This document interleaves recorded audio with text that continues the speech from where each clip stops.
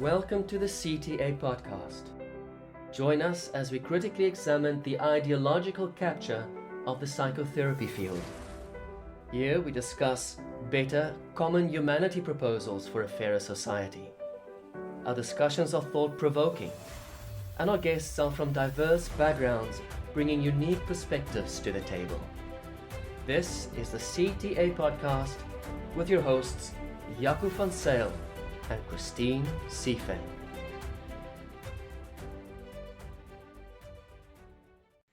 Welcome, everybody, to the Critical Therapy Antidote Podcast, CTA. It's good to be here with all of you. I am joined by my co-host, Jaco and our guest today, Leslie Elliott. Sure. Well, it's really nice to see the two of you today. Thank you so much, Christine and Jaco, for having me. I went back to school in 2019. I started a graduate program at Antioch University of Seattle, the Seattle campus.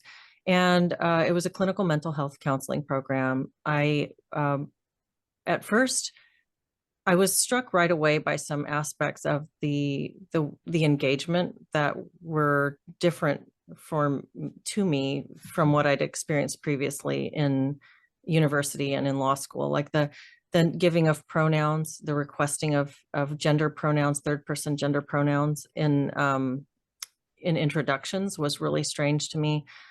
And I thought it seemed unhealthy and out of place in an applied psychology program. But it also seemed like maybe this is the way the culture is going, so I can just get through this and not really get caught up in this if the rest of the program feels pretty solid. And there were some really good aspects of the program. So there was really solid skills training and some courses that were valuable and where I learned a lot. But there was this undercurrent of this thing that I didn't have a way to articulate yet, that I came to understand as social justice ideology. To me, when I saw the word social justice in the school's mission statement prior to that, it didn't set off an alarm for me, because I thought, well, who doesn't want social justice? That sounds like a good thing. And if we're going into a helping profession like counseling, of course, we want people to have the best possible social outcomes, and we want that for the most people possible. So it just seemed like a very benign and positive thing to me at the time. But as I kept going through the program, it seemed like it not only didn't make sense, but it seemed outright harmful. Like the racial stuff was really, it was really shocking to me that we were being told to see people in terms of race in these really, I want to use the word black and white categories, but like, no pun intended. But it really came to a head for me in 2022, so last year, when I tried for the second time to take a course that was a required course and came up against a civility pledge that I had to sign in order to proceed into the course. And it was the civility pledge that pledged to like a perpetual interrogation of racism, sexism, heterosexism, ableism, and privileged and marginalized identities. And I was supposed to sign off and say that I believe in this. And that felt very ideological. It went against my conscience to sign something that I believed to be an ideology that I didn't believe in. And I would not be forced to do that. So I had to drop the course for the second time. And I found myself kind of at a dead end. And I was almost at the end of my coursework at this point. And so I put out this video after speaking with a faculty advisor about it and getting nowhere. The feedback was, we know we're not training counselors that are going to be able to work with Trump supporters. And I thought, they said that? Excuse me for a second. Did they actually say that? No, she actually said that. Yes. Yeah, she actually said that. So 50% of the United States, let's just be honest here, 50% of the United States. Okay. But yeah, I reached out to a faculty advisor and I said, I'm kind of concerned about some of this stuff with the social justice ideology. I don't always feel like I'm aligning with these things, and it feels really heavy-handed. And her response was, well, if you don't like it, you better get through the program as fast as possible, because it's only going to increase. And she said, we are aware that we are training counselors who are not going to be able to work with Trump supporters. And I thought at that point, how can we how can you have a psychology program that maligns half of the political spectrum? I mean, I don't care if you where you are on it personally. I think we should be able to respect each other's differences, but that it's not like an illegitimate thing to be a Republican. I mean, that shouldn't be I mean, it's absolutely horrifying because I experienced that in the classroom all the time. But the difference is there was no institutional person or endorsement of that. None. Yeah. Not in a way that was that overt. I mean, this is just, right. She's literally saying this. This is sort of why was my faculty advisor. Yeah, I know. Does that mean that they wouldn't be able to alleviate suffering if a person happened to support Trump? So in other words, they were training counselors to actively withhold help, withhold healing, withhold treatment, if the recipient of such treatment happened to believe something different from what they believed in. In any possible world, how could that be considered moral? No, it really wasn't. So the first introduction I had to this kind of thinking was really in my second quarter at Antioch. I took this class called Multicultural Perspectives, which was a required core part of the curriculum. I believe it was supposed to be a first quarter class, but I was taking it in second quarter. So this is your introduction to the program, really, is this course. And it was I struggle to describe this as a legitimate class because it was taught at such a base level. It felt like an orientation for eighth graders. You know, the way that the intellectual level on which this was being taught was very, very low. It was the sharing of memes, of YouTube videos. There was some book work, but most of it was social media kind of stuff, content that we were being shown, and it was being used as examples of racism, of systemic racism, and the focus was very heavily on white privilege and how it's bad to be white. It made me really angry. I felt like I was absolutely shocked that I was sitting there listening to someone with a PhD in counseling or psychology who was leading a course and saying things like referring to white women as Becky's, basic bitches, nothing special, talking about white women's tears. And she shared the way she talked about the white women's tears trope was, she said, have you heard the one about white women's tears? And then she went on to talk about it. And then she said it like it was like this is a playful kind of humorous thing. And if she had been using this as an example of how we should ignore these tropes and see people as individuals, that would have been one thing, but she was actually using it as a way to showcase what we should take forward with our clients, that white women's tears have been, or the emotions of white women have been historically overvalued. And so it is our job as counselors to set that record straight with our clients, use them as a clinical opportunity to change who we value, whose emotions we value. And in fact, there was one where one student brought up a conflict, an intersectional conflict, where there was a student, or a soccer player who refused to wear a rainbow jersey because she was Catholic, something like that. So she didn't support the LGBT thing, and she didn't want to wear the rainbow pride jersey for her team. And the teacher said, oh yeah, but she was a white woman. So she kind of gave this shrug. And when the student said, actually, no, she was a person of color, the teacher goes, oh, okay, well, in that case. And it was like, now we'll take this seriously. And so there were lots of incidents like this. And this course was just, like I said, it was taught like it was being taught to middle schoolers, except that you wouldn't teach middle schoolers this kind of hateful stuff if you had any scruples, I suppose. A lot of these movements have started with what was proposed to be good ideas. So tell us a little bit about kind of, that moment when you thought, gee, this sounds like a good idea, social justice, let's say. And then when you really discovered what it truly meant. I guess I never really had interrogated that phrase. I'd never really looked at it to say, what is actually meant by this? Because it's just a nice gloss. It just felt like if I had to say what I thought it would be, I would think it meant striving for the best possible opportunity for the most number of people to achieve a good life, the basics that are needed in order to have the opportunity to grow and have access to food and water and education, etc. So I would have thought of it in just this like benevolent, let's push for a better world, and now that I think about that, it's like, well, how and what does that mean? And there's a lot to unpack there, and who's deciding what's better for whom, and so I'm not quite so naive about it now, but at the time, I guess it was just this given to me. It just seemed like generally like it's a positive thing. We're moving for a better society.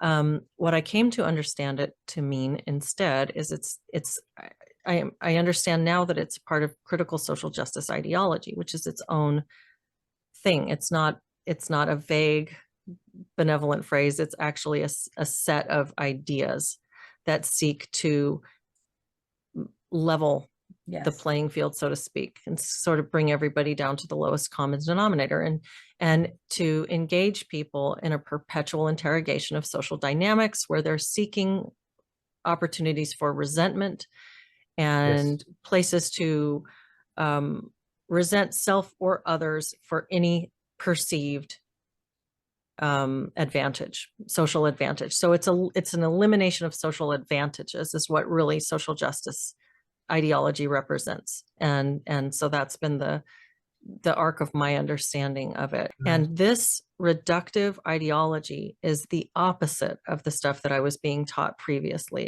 It's absolutely 180-degree difference from what was being taught previously. It's like we're going to take everything that there is about being a person and reduce it and flatten it down and tell you that this is how white people act, and this is how Black people act, and this is how Asians act. And it's absolutely ridiculous. Where I felt some shame in this course was that I just really recoiled from the attempt to foster a sense of victimhood and resentment. And my strongest story in refutation of the material we were being taught was my personal background and my personal anecdotes, where I could point to this and say, no, like your white identity formation model doesn't apply to all white people, because hello, I've lived this. I haven't, they've got these really strict identity formation models where white people don't see people of any other color for the first couple of years of their life. And as soon as they see them, they think they're less than them. And it's this like whole system that you're supposed to agree to. And I'm like, no, that's not true. Maybe that's true for some people, but I can tell you it's not for me. And what I didn't want to do, and what I struggled with, was I didn't want to share my story because it felt like competitive victimhood. It felt like if I tell you my story, I'm just telling you here, cry for me instead. And I don't want to do that because so I struggled with that. And I ended up doing it in these journals that were an assignment. We were supposed to turn in a journal every week that was to be held confidentially between the student and the professor. And in these journals, I wrote to her about my own childhood experiences and how these things are directly in contradiction to the way that we're being told that white people are supposed to experience the world. And yet here I am, and I'm white. How do you explain that? And I felt a lot of shame later when I found that she had shared those with other people without my permission. It was just so many things converging. And I thought, this school is, how can I in good conscience continue to put any money or any of my patronage into a program that just seems like it's really churning out this ideology. It's just zombified. How did these developments affect your relationship among yourselves as students? That's a good question. So that incident was the review. We did we had not been given the opportunity to review this course, which was something that students were raising with their faculty advisors. We want to review this course. Other people were unhappy with the same course that I'm talking about right now. And so the teacher, in lieu of doing the official review process, gave us a day to give our feedback in class.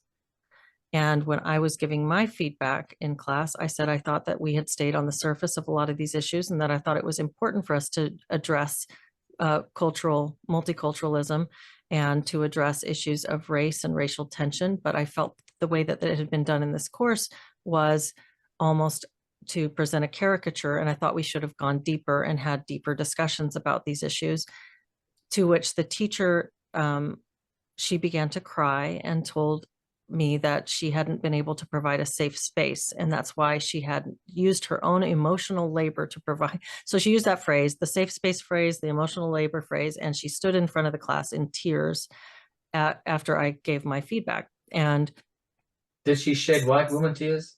Yes, I think I think she did. Yes, actually, but maybe Latina white woman. Right. So there was a person sitting to my left who was also Caucasian, a trans woman. And this person said, okay, I think we've heard enough white voices for today. Looked at me and told me to shut up, basically. So that was what happened. It was very hard to know where people stood with this stuff because it's chilling. I was in that course the only person to continually speak out and push back. And I did so very gently because I was really intimidated. I didn't want to come on strong and say what even the way I would articulate it now, which would still be respectful and kind. I was doing it even more mildly. I was very mild, but I was the only person expressing any concern over this stuff. I was contacted a few weeks after my first video by a student who sent me memos that had been sent to the whole student body about me that I had not received. So they had not sent them to my student account, which was, they'd kind of monkeyed around with that a little bit. And so there was some issues with it, but I had not received these. And these memos were like setting up a crisis line for people to call for 24-hour support because of my videos. And please don't watch them. They're like, there's this person putting these videos out. Do not watch them, but contact our crisis line. This person is a white supremacist, transphobe. And it was like, they said that I was centering whiteness and that it was this really, and I at the time, and I've posted these on my Substack, which you can go and look at, and I've got a video too where I go through them in video form where you can read what they wrote, and and this is pretty early in the process, so then there's like 70 something videos on my channel now, but this is within like the first 5 or 10 of them. So you can watch what I said and then watch what they said about me, and at the time I said it's a gift. They gave me a gift because they proved my point. At the end of the day, if students refuse to speak up, does it really matter if they took it in or not? Because they're not going to speak up now. I mean, are they going to speak up after they graduate? No, because now their license is on the line. They're just going to keep going forward. If you're too afraid to say this is wrong when you know that this is wrong, when are you going to do it? Like, what's it going to take? Do you want that kind of a therapist? That's my question. Yeah, that's a great question. The people who are thoroughly indoctrinated, what is it going to take to get them to question? I don't know what that is, but I think that if we just speak about things openly without feeling intimidated, I'm not worried about what people who are in that camp are going to think of me. I'm not worried about trying to tailor my language in order to make it palatable to people who are fully on board with social justice ideology. I'm not going to try to speak in a soft and gentle way to get them to hear it, but I do want to speak to them. I'll speak plainly. And if something that I say makes them angry or makes them question, I hope that they follow up on it. Follow up, find out why you think I'm wrong. And then maybe that opens the door to a discussion. Maybe that opens their mind just a little bit to say, maybe I've been learning something that's rigid and has no room for intellectual curiosity. Maybe we can open that door just a little bit by having fearless conversations in a calm and gentle and reasonable manner that doesn't seek to, I mean, there's other tools, right? Mockery is a tool. People use humor. People use really acerbic statements and really, harsh counter propaganda, sort of counter ideological, like I think of like Matt Walsh or somebody who I actually like, but it's not my style, but I think just through fearless but gentle and reasonable conversations, you can help maybe to to just make people question just a little bit, even if they're questioning because they think I'm wrong. That's fine. But people who are concerned about it and yet not speaking about it at this point, not making a move, still going along, still just afraid of consequences. I think that it's such an individual decision, whether or not and when to say, I don't agree.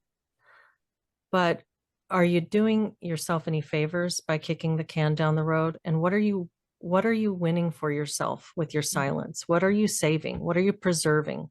Because this is going some scary places. This is a full indoctrination. Find your line and hold to it.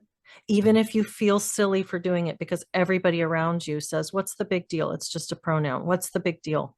Mm-hmm. It's just an acronym. It's just AFAB or whatever it is. Find a line and hold the line and refuse to budge and be respectful and be reasonable and do it the way it feels right to you. But I'm not sure if that really answers your question. I mean, most of these students, I want to say most of these students would be smart enough to know about psychological processes, would be smart enough to be able to notice certain things that might not be optimal in terms of psychological functioning. I'm sure many of them have noticed the very destructive trend within this ideological realm, where they really want to go out to destroy and dismantle. I'm sure many of them have noticed how envious, how resentful this ideology and its adherents can be. I mean, I'm sure they must have encountered it somewhere. I'm sure they must have noticed that no one's actually safe. It's like Christine and I spoke the other day. It's like a school of piranhas, piranhas, as they say in America, devouring a corpse or a carcass. And then in that maul, some of them nick the other one just slightly with a fin or with a tooth, and that one starts bleeding. They'll start devouring that one as well. And we see this. I mean, ever so often we hear about yet another group being earmarked for destruction, yet another aspect of Western society that needs to be dismantled. I do have one closing question about mental health and the profession, and where do we go from here in your eyes? What do you see? What do you see as the next most reasonable step for us to take? It's a really good question. What do we do when mental health training programs are, by and large, very subject to ideological capture? And who's going to come out of those training programs? You're going to have people who either come out indoctrinated or come out psychologically harmed and having to rebuild themselves because they've been through a gauntlet. I see a great need for a parallel training industry to come up. Personally, I also have issues with some of the clinical work. Aside from social justice, I have concerns over the way that diagnosis is being used in mental health. I know it's a tangent, but I think these two things converge. And personally, I see the need for training models that set both the critical social justice ideology and the clinical stuff to the side, and teach people how to work with people and skills training, counseling skills. Yeah. Well, this is to be continued. What a wonderful conversation, and so enlightening and so educational and useful, Leslie. So thank you so very, very much for coming on today. Thank you so much. Thank you both for inviting me to have this conversation.